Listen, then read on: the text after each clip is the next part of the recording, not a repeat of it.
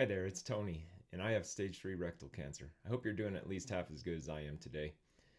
Today, I want to share with you my recent CT results and let you know kind of how things are shaping up with the Fenbendazole. But first, I'd love to hear where you're from and what your gut feeling is on the Fenbendazole. Do you think it's going to show success, or do you think that we'll be seeing some metastasizing in this CT?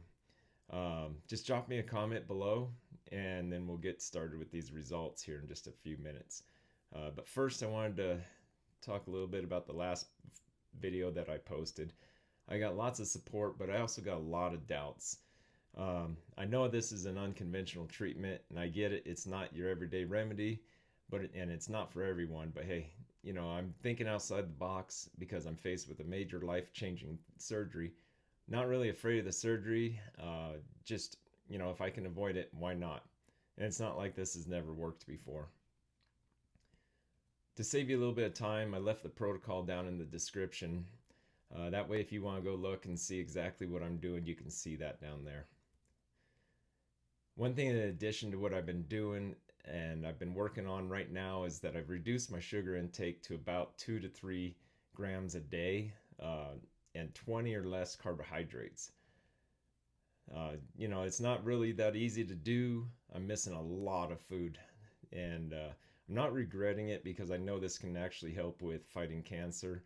But if you have any carb-free foods that are tasty, hey, please drop them down there in the comments. I especially need more snacks. I just feel like I'm starving all the time. And I understand this is normal, but, hey, I like to eat. And also, I can't really afford to lose too much weight. I'm still feeling better after the Fenbendazole, after I've started it, and now I'm maintaining my weight. And the only side effect I really have is the constant itch behind my ear and the urge to go pee on a fire hydrant. Sorry, had to. Now on to the ivermectin debate. I've briefly looked into this, and it definitely has piqued my interest. A lot of you have recommended I look into it. And the big holdup I have, though, is if I use the ivermectin in addition to what I'm already doing, how will I know which one cured me? Is it going to be the Fenbendazole or the ivermectin? Or do I just say both cured me, and that's my new protocol for me?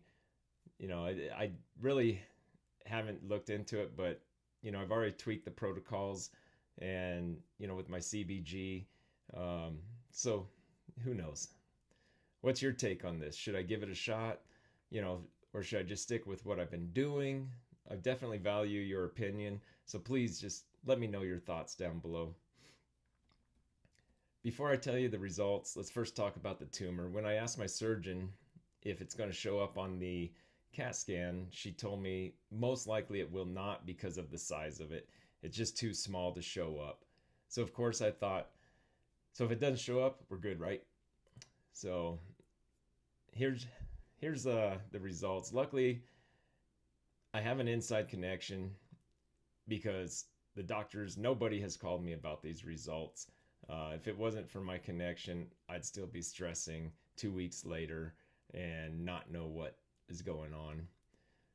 So here's what they said. My chest so far is showing clear, no metastasizing. My abdomen, the same thing, it's clear.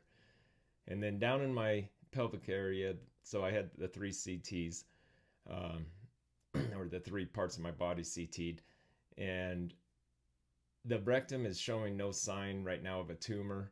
And so, in my book, that's definitely a win.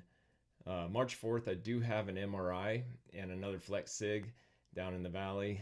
Hopefully the tumor will show shrinkage at the very least. And, honestly, whether it stays the same, shrinks, or it's completely gone, it's a win for me. And even if it's not gone, even if it has just the marginal growth to where it could be margin of error, I'll stay on this and I'm going to keep trying. There's no reason for me not to, as long as my doctor doesn't believe I'm at risk. Thanks for being here and listening and supporting me. Remember, share, like, and subscribe. And you take care until next time. We'll talk to you soon.